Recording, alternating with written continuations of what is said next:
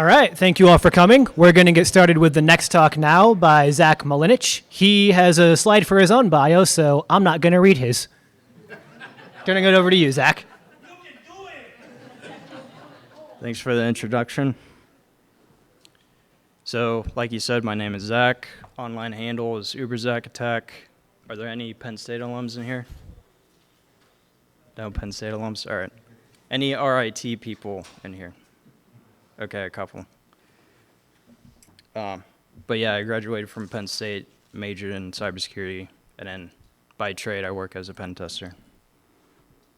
So, overview of the talk. I'm going to give a preface, how OSINT can be applied in Discord. Overview of some of the OSINT methods that I'll be covering, some case studies. I'll be going into how to scale OSINT approach in Discord.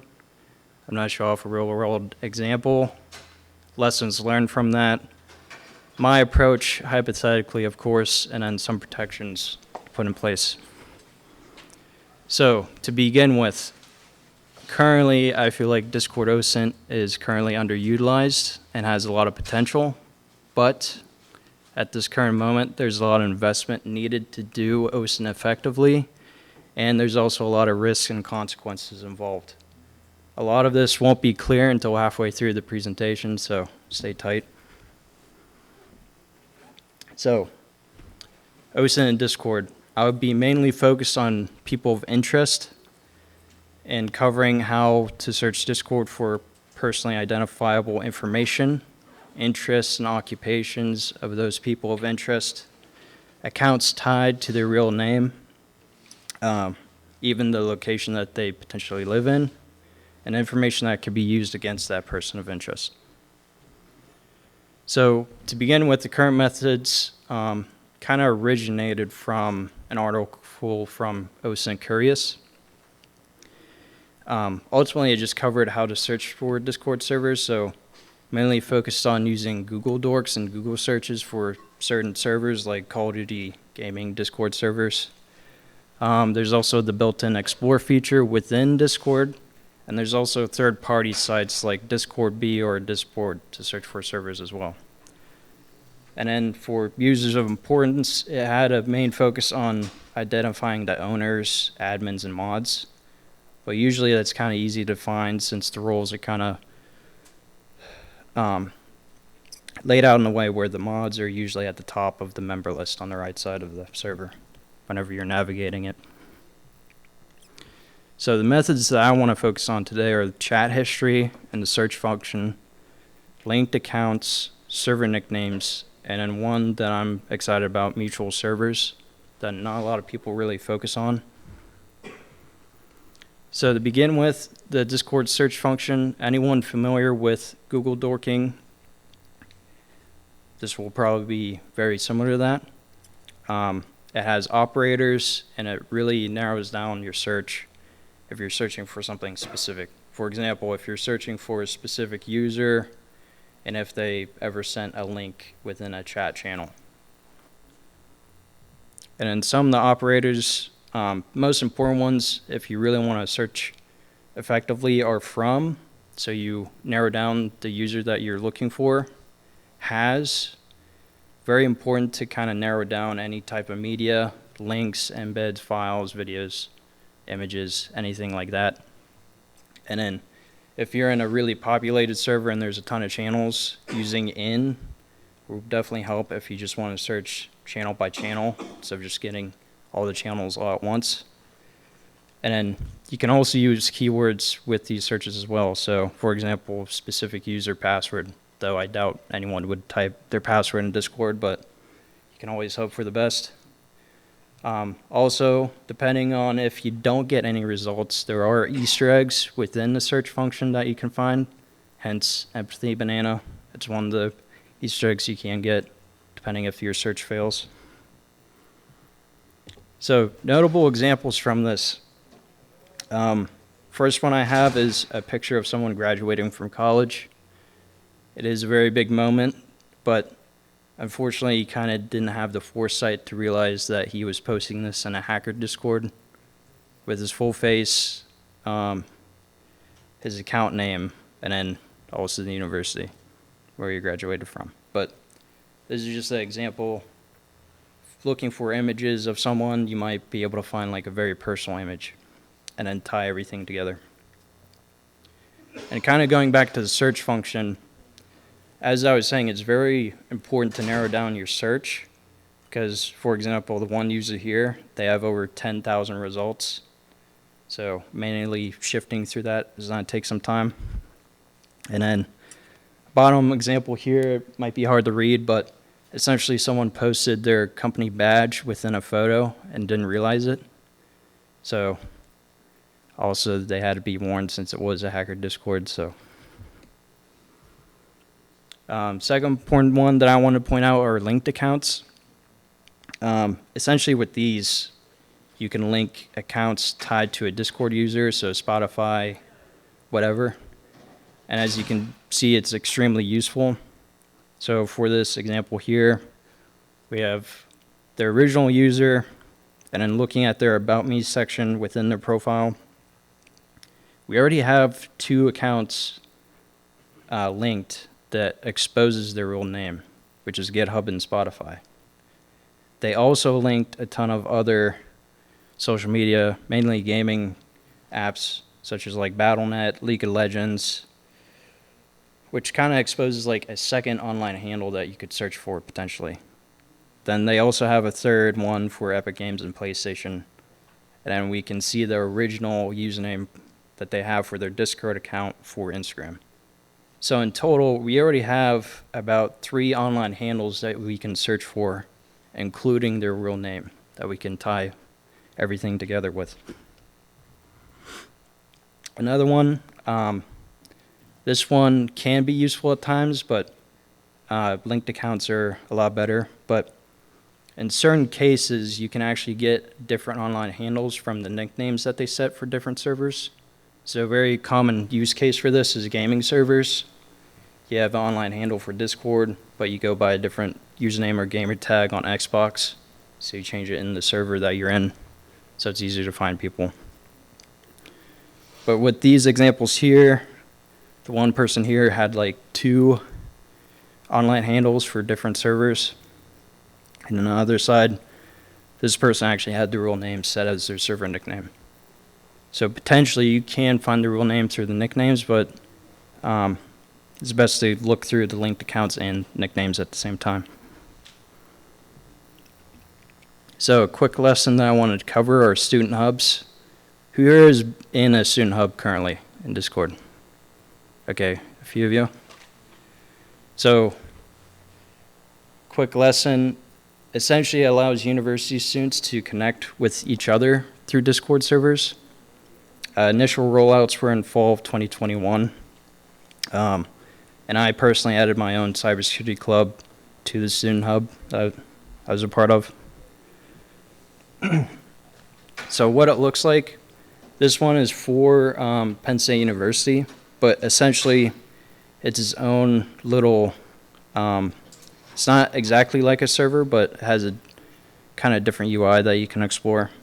It's kind of similar to the Explorer function if you ever use that, but essentially once you use your student email, you'll get like a verification code and then you join. And then once you join, the layout is pretty much at the top. It shows the newest servers. These are mainly like location based or like niche communities and servers. So Penn State example, there's a lot of like branch campuses. So a lot of the new servers that would come in are for certain branch campuses. And then down below, you can actually see like the most populated Discord servers that are tied to the student hub. So the top one is obviously the main Penn State Discord server. The one note I wanted to point out that there's actually unrelated servers with no PSU affiliation. The only way that someone could add their own server to a student hub is if they already verified with their .edu email and they have the right level of permissions within that server. So essentially, only mods and admins can add their servers to a student hub. And then on the right side, the very far side, that's where all the members are listed, but that's blurred out since a lot of people didn't realize that they shouldn't put their real name there, since you can see it. So essentially with this, with Student Hubs, this allowed for like a link view in a sense through mutual servers. So I could see that they're a part of the Student Hub, and I could kind of formulate that they probably joined all the Penn State related servers through the Student Hub. And through this, I could kind of gauge what they're interested in and also see their real name if they did add it to the Student Hub or a different server for that matter. So this gave me an idea of what if I replace what the Student Hub has already done and swap it with cybersecurity. So there's pretty much obvious differences with this approach. So with Student Hubs, it's pretty obvious. It's mainly class majors and subjects, clubs, and social hangouts and gaming. Then when it comes to cybersecurity Discord servers, it's mainly specific fields and subjects, platforms, and then servers owned by celebs, influencers. I don't really like influencers, the term, that much, and also companies. Though what's important is what stays the same is the personalities, such as the mods and key people, admins, regulars within the server, the ethos and goals for the server, and then the target audience and community. So initially starting out, if you wanted visibility, kind of like with what Student Hub has, you join one server at a time. So for example, DEF CON. But after a while, once you join enough servers, then visibility improves. You can kind of gauge interest from that. So another point of this, it's important to analyze what server you own. So going over what is the server, who owns it, what the goal is, anything specific. A lot of this can be summed up with the 5 Ws. So what it looks like in action with 2 case studies. So first one, we found this person. They're part of like 7 mutual servers that I'm also in, but there's a couple servers that I notice that have like a common theme within them. So the synopsis is the first one that I noticed was CyberWalks Academy. It's owned by Day CyberWalks or Day Johnson. A lot of it's geared towards SOC, cloud security, threat detection, and kind of the goal audience or target audience is entry-level cybersecurity positions within the blue team side of things. And then with this, it's assumed to be beginners and intermediates since it's more entry-level. There's also security blue team and blue team labs online. Essentially, it's just hack the box, but just purely blue team stuff. Also assumed to be beginners and intermediates. And the big one, hack the box. They have a main platform with the labs. They have the academy with both courses and certs, and a CTF platform. Though with this, since hack the box is so big, it's assumed to be beginners all the way to professionals. So looking at it all together, there's a heavy emphasis on training, mainly aimed towards beginners and intermediates. There's also a heavy bias with defensive security interests. So looking at this person in particular, they're most likely a beginner intermediate level and most likely interested in defensive security and certifications. So for case study number 2, does anyone would like to take a guess at this? Anyone mainly within the AppSec space, bug bounty?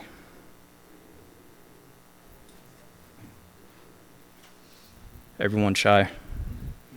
All right.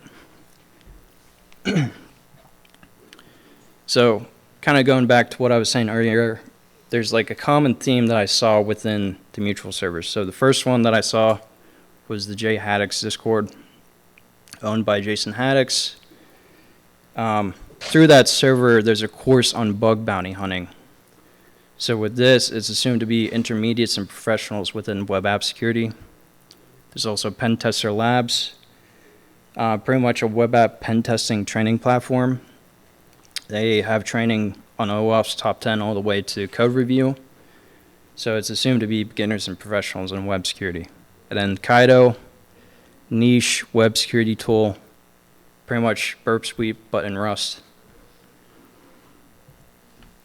So all together now, tying it together, there's a heavy emphasis on web applications, and then training's aimed towards intermediates and professionals. And then at the person of interest, they're most likely at the professional level with heavy interest in the web app security. But all this isn't good until you have solid confirmation. The inferences and assumptions are only valid once you confirm. So this is where you would go back through their chat history, linked accounts, try to find solid confirmation instead of just assuming based on the server that they're in. Though with this can also be applied to other things, such as location. This is the map of all BSides conferences in the Northeast, mainly. Though BSides isn't the greatest example since people can travel to them, but the potential is still there if the server is specific enough and tied to like one location, then makes it easier to assume. You could also do manual confirmation with this through a de-anonymization attack. The research published on this, I definitely recommend you go look up Hackmon Dev on GitHub. It's through his GIST, but pretty much the TLDR is that the Cloudflare CDNs, the way that they cache can actually show the location of where the person is. So essentially with Discord, what happens is there's a person set up a bot, but essentially it will send a friend request to the person that you're targeting. It will change the profile image to something different, but it recognizes through like a certain hash. And then once the friend request is sent, the person on the other end doesn't actually have to accept it or not. It just has to like load. And then based on the CDNs, it will look at like based on the time that it was accessed, like which location was used. So in this example, it was like LA and then Dallas for the CDN. So it kind of guesses where it is. This is more of like not as granular as like joining specific servers tied to location, but if you want extra confirmation, then this is definitely the way. Like I said, I definitely recommend looking this up and reading about it. This also affects Signal as well. Definitely a lot of interesting stuff here, but and then notable examples that I wanted to cover. So kind of what I was saying, you want to look for servers that are niche, specific, and have requirements, since this will help make stronger assumptions about the person that you're targeting. So for example, BreakDevRed, it's an application invite server based, or mainly geared towards OffSec professionals. You have to verify that you work for a company. It will send like a verification code to your company email. And once you join, you must have your role name set as the server nickname. I think it automatically does it through a bot, but that's like one of the requirements for joining. There's a couple interesting ones here as well. So Evil Jinx Mastery and then Maldev Academy. These two you can only gain access to by purchasing the course that they offer. And then Kaido, like I brought up earlier, it's a very niche web security tool. So it's safe to assume that people that are within that server already know a lot about web. There's not a lot of people that would join that due to popularity or anything. And then Student Hubs, It's probably the best example of all three of these requirements since it has requirements with student email. It's specific to that particular university, such as Penn State or IIT. And then it can be niche, so if you're into software engineering, cybersecurity, gaming, stuff like that. Though one problem for those familiar with Discord, there's a server cap. So if we want to scale this, we have to deal with this. You can only join up to 100 for free users and then 200 for Nitro users. You cannot use Discord bots since they manually have to be added by the server admins. These are like Me6, Dino, stuff like that. So we actually need to use actual accounts, which are also known as self-bots in Discord's terms. And essentially, this is just a game of visibility. There's other issues that we have to consider, such as the Discord TOS that will definitely be violated. We have to use math, which is probably the biggest red flag to understand why this is such an issue. And the methods and techniques that I just showed are manually intensive. However, enter SpyPet. It was publicly announced in ways during April of last year. And in one of the articles, the owner specifically said that it's definitely for people interested in OSINT. So once I saw that, I had to join it. Pro tip, if you try to buy Solana multiple times in 5 minutes, your bank will be very upset with you. So some quick stats. At its peak, there's 14,201 servers being tracked. About 600 million users being tracked, and then 4 billion messages logged. So one of the things with SpyPet is that it would show the server info. So for example, Hack the Box, it would show like the bio that they have, all the stickers and emojis that they have.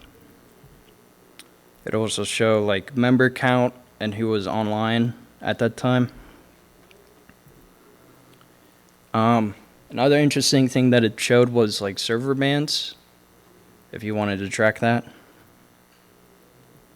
And you could also track user bans specifically.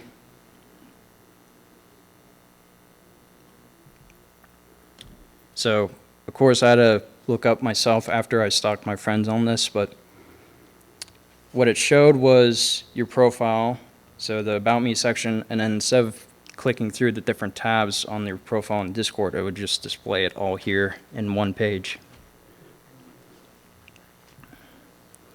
Some other info that was interesting was for your username, it would actually log if it changed and show you the date.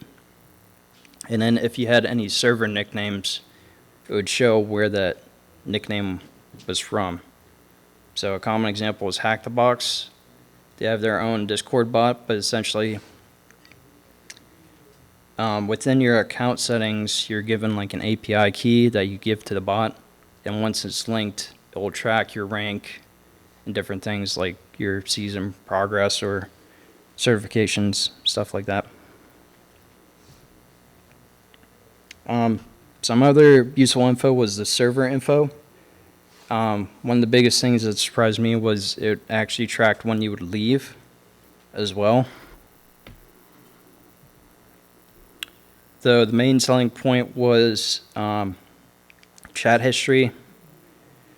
It would capture messages before they were deleted. And then within SpyPet itself, you could actually get like a CSV of a specific server and chat logs for that entire server.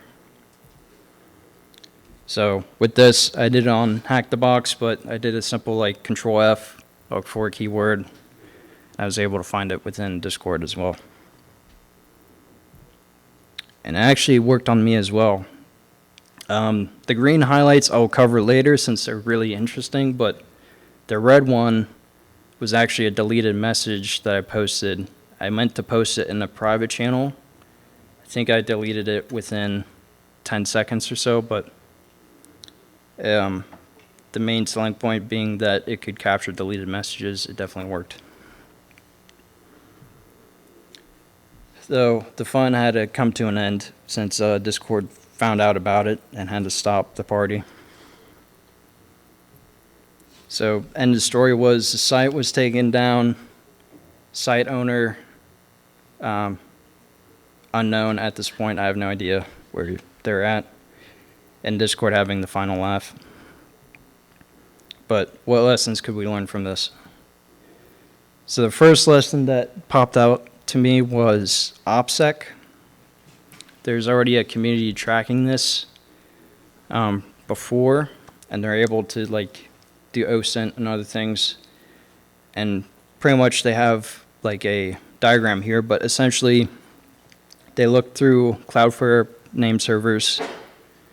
They found a second domain tied to SpyPet with a matching registrar. They found a GitHub repo from that. They found a ton of cat photos and accounts. They looked through Wayback Machine, which led them to another GitHub page with like Blogo. It's a very specific tool, so it had low star counts, so they were able to see the account started that repo. And they also saw that the same account was in the same Discord server that was tracking them. So, and it also had the same cat photos that they found from earlier from Mastodon and then GitHub, I believe. Second lesson, publicity. Didn't get taken down until April, and it was online since October 2023. So it was up for about 5 months, but it took 9 days for it to be taken down once it was exposed. Biggest thing here was GDPR violations. Not only did it violate the TOS, but the GDPR, with the added bonus of potentially storing minors' chat history, which is definitely a big no-no.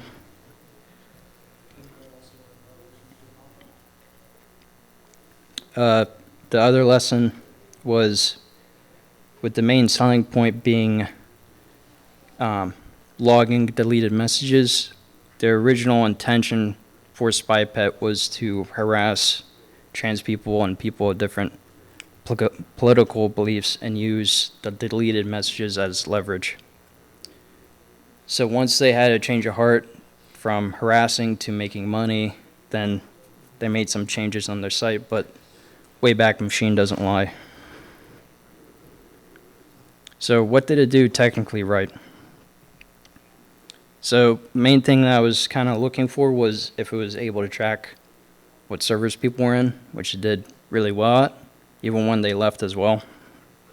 The infrastructure seemed to work well. Sometimes it was under DDoS attacks, but it was like a cat and mouse game. The other big thing was that it was able to view Discord user information. So my approach, hypothetically of course, is planning an approach on what servers to join, how many accounts to use, which will require math, building better infrastructure that won't be detected, and an OPSEC, obviously. So the math. So after some research and looking online, there's about like 1.9 million possible servers of interest. That would take this with a grain of salt. This is mainly based on like 2 stats I saw, one of which was like from 4 years ago, another being from 2 with the total amount of servers. The one stat was that 90% of all Discord servers have less than 15 people in them, and then the total amount of servers was about 19 million. But like I said, those stats are outdated, so at this point I have no idea, but this is like my best guesstimate. But with this, there's only a few Discord servers that we'd be interested in, since if you join heavily populated servers, there's just going to be a lot of noise that you have to filter out. Plus, those are mainly just ones that people join for fun since it's the latest trend. And then if we join servers that don't have a lot of people, we're not going to get a lot of attention. So the other point of this that I would want hypothetically to think about it was to join servers with around 250 and 300 people. And this is based on Dunbar's number, which is a psychology term, but essentially it is the amount of people that one person could remember at one time. So like after about 150 people, a person kind of forgets everyone else at that point. So if we kind of go past this number a bit and join, the mods or admins won't really look at us too much.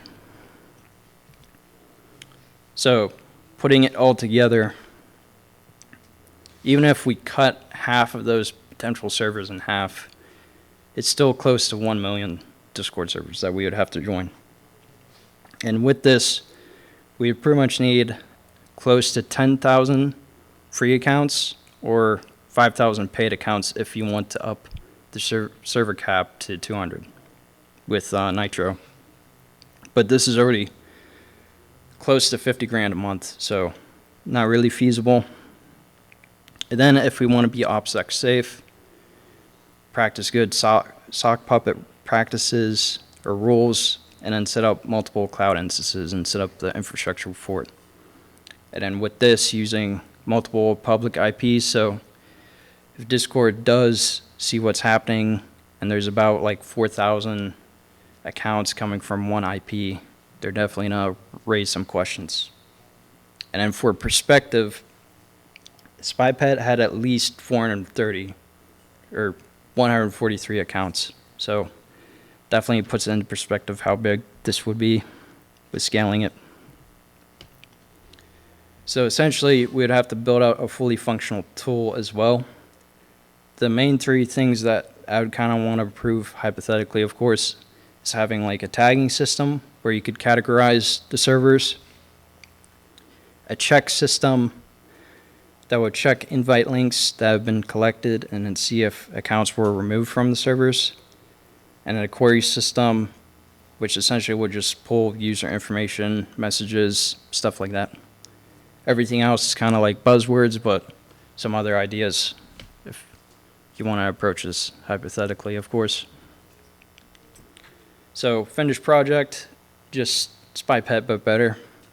You can also think of it as a command and control framework or a botnet.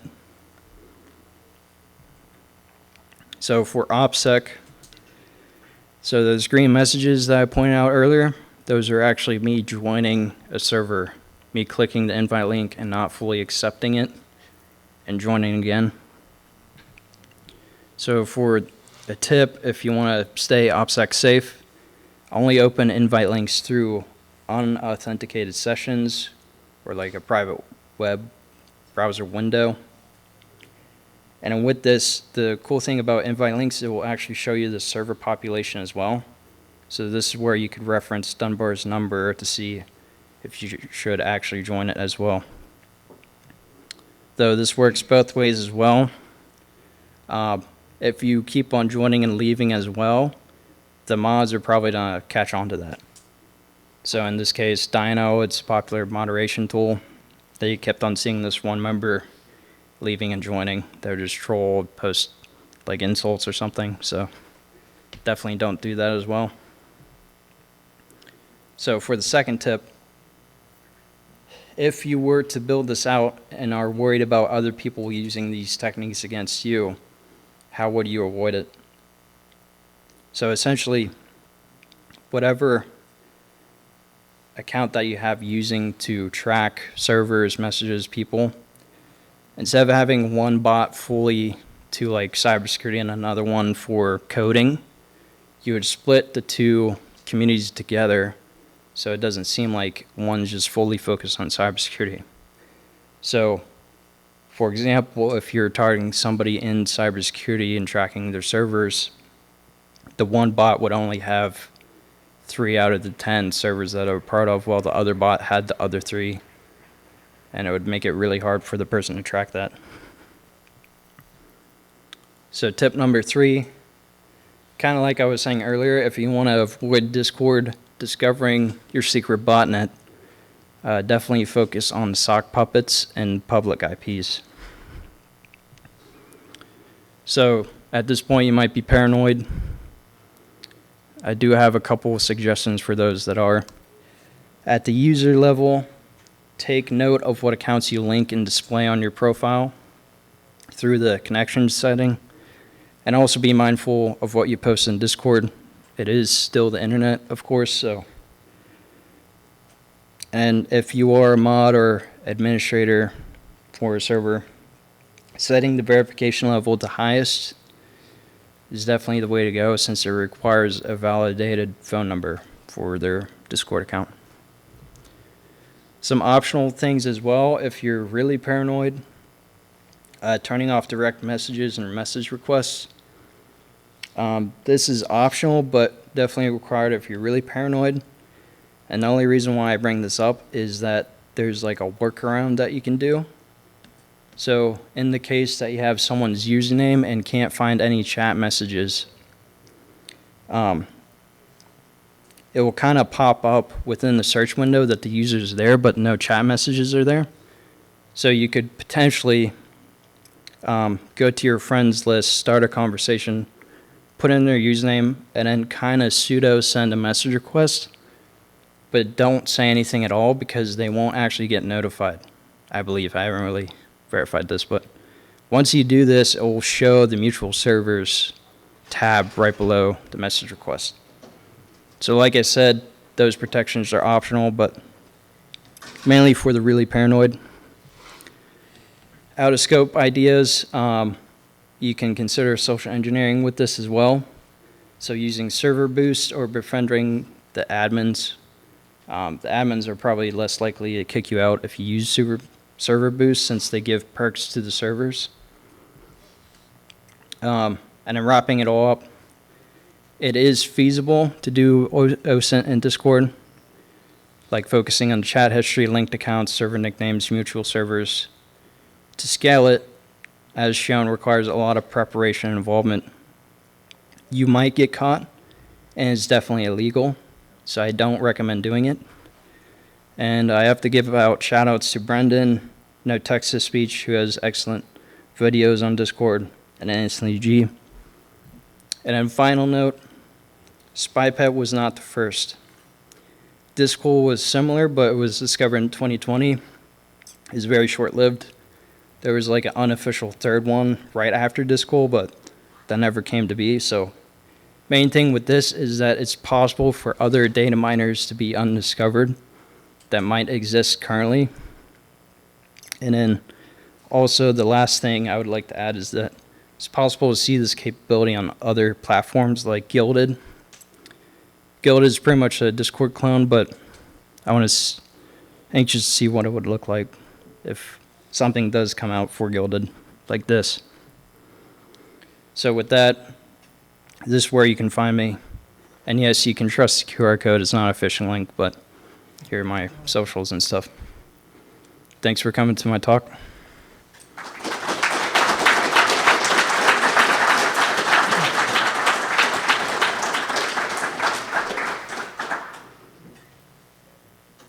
Are there any questions? Yeah, Yep. when you set up so much presence that you can detect all these mutual servers with people that you're targeting, aren't you also exposing your own? Yes, but like I kind of mentioned, like you would want to target servers that are already populated enough. So if you do, yeah, since there's already so many people that the mods can't remember, then it's easy to blend in. So that means you should go over Dunbar Yes. so that you fade into a crowd. Yep. So, like, for example, if you join a server with 15 people, the mods are immediately on pickup. Yeah. But if you're number 382, Yep. got it. Cool. Good talk. Thanks. Red sweatshirt. you thought about the anti-bot stuff? So like some servers when you join, you have to type into a channel saying you accept the terms of service and stuff like that. That's going to affect your ability to like hypothetically scale your project, right? Do you know what percentage of servers have this type of anti-bot stuff built into them? Percentage-wise, I have like no idea. That would be kind of something that you would have to do on your own, but I kind of had the idea of if you get these like bot accounts, you'd pretty much have to manually log into them, manually join the servers, and once they're fully connected, then let it go. But yeah. One thing to be aware of is Discord is going to IPO soon, so they'll have an insatiable thirst for cash. So they're going to start introducing all these new features naturally, like I think ads are coming. So it's possible, maybe likely, that there'll be ways to purchase API access or data, obviously not user data or messages, but there might be other ways in the future to do like get access to data for cash, honestly, at a higher level of what's going on the platform. Yeah, the API is definitely something worth poking into, but they kind of have a separate API for their own user accounts, I believe. So that's one of the risks that you run trying to automate is once you start like prodding at that one API and doing automatic functions, then it'll be very, very hard to kind of integrate. Yep. I've honestly I guess I've been doing it with I've made self-bots and stuff, and usually they don't even really ban you for messing with the API and just making your own self-bots.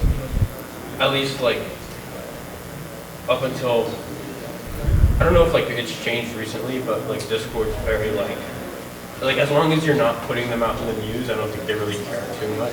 You can just do whatever, and still get popular, and they won't ban you for doing something bad. Yeah, that's kind of why I brought up the point of SpyPet not being publicly known until April, since it ran for 5 months. And people were already warning Discord about it, but they didn't really do anything until public spotlight got put on. And also the owner of SpyPet was actually advertising it mainly to federal agents of all people and AI trainers, since they had the 4 billion messages. So that's a good point. Yep. Oh, yep, my bad. Since SpyPet, they had the CSV files that they Yep. put on servers. Surely those still exist on some breach form, some that. Breach form, maybe, but I would like to imagine that once Discord shut it down, it was just completely wiped. So there's probably a couple CSV files out there, but I mean, yeah. So one of the main drawbacks with SpyPet was that since it was only joining public channels, it couldn't really join private ones. So a lot of the messages sent were just kind of nonsense, but you could train AI on it, but I don't know. A lot of meme talk, so it'd be kind of hard. Yep. Yeah, kind of operational.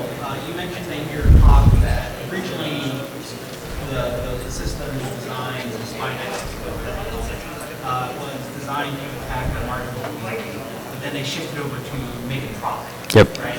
2 questions. One, how long would that last? Versus money is more important than picking up people. Followed by, followed by how much money did this company make? Does anybody know? How much did you pay them? Not a lot, but it was still embarrassing. I forget. There was a weird. The wallet they used, they had a certain cash limit, so it was I want to say less than $100, but it was kind of this is way too much for this thing, since I know it was be taken down. But with your point of when it switched, I would kind of have to go back through Wayback Machine to see the change. But I know it was pretty much they changed the wording in their about page, and once they set that up, then they went to the news outlets and was hey, use this free tool to spy on your friends and stuff. So that's kind of is within April, but it was pretty much 5 months didn't really think of that idea. And all of a sudden it's like, oh, I could make money on this. So it's good to know that bullies don't think about money first. Sometimes, yeah. What was the second part of that question? You answered it first, then Oh, okay. how much money did the company actually make? Yeah, so since it's crypto, I have no idea. But, I mean, I'd like to think not a lot. And it's probably already taken away since TOS and GDPR, so, yep. So was the breaking to TOS and GDPR, was that from scraping of messages itself? Like if the bot was created simply just to view mutual servers and take nothing else, then would that still be breaking TOS? Yes. So with TOS, it's essentially like you cannot automate an account at all, but kind of like what he was saying, they're kind of lax. But it's if you like scale it to like SpyPet, like getting all this data, then it becomes an issue. There are a couple like GitHub tools that automate some of the stuff, so you could like try them out. But kind of worried that I would get my main account banned for doing that. But with GDPR, since it's like very overreaching, even like collecting information on what server they're in is like kind of like a privacy violation. And essentially just comes down to like how Discord is built, since it's like a ton of servers. So knowing where someone else is kind of like privacy if it was meant to be like a private thing. But it's kind of like at your own risk. If you do join like a public server, then there's a ton of bots in it. So like knowledge of mutual servers would be a violation, but it's definitely a violation if you're like collecting all their messages without their consent, especially without Discord's or European citizens' consent. Thanks for your question. Any others? Yep. Was there ever any sort of organizational attribution done? Like, was this tool its original purpose? Did it come out of like Kiwi Farms or the Chan Nexus or like Palm? Like, who was using this? I do think so. Like there's a video from No Text to Speech. He does a really good job of like covering this, but I do think the owner was kind of advertising it in Kiwi Farms at first. And they're able to find it since like all his accounts had the same cat pictures or whatever, but it was kind of sold at first like, oh, we can use these messages against these people. Then it turned into like, oh, why don't I make even more money? But though I think the owner was caught, but it wasn't. It's like legal like stuff. I forget the term for it, but yeah, he also like tied it to Coinbase, which requires like real name and stuff. It got taken down, so I think at this point Discord went through, got Coinbase involved and stuff. So, and it's one of the things, if you do like publicize it, then more people are gonna do it. So, and Discord already has a ton of issues going on. So, any others? All right, thanks for coming to my talk.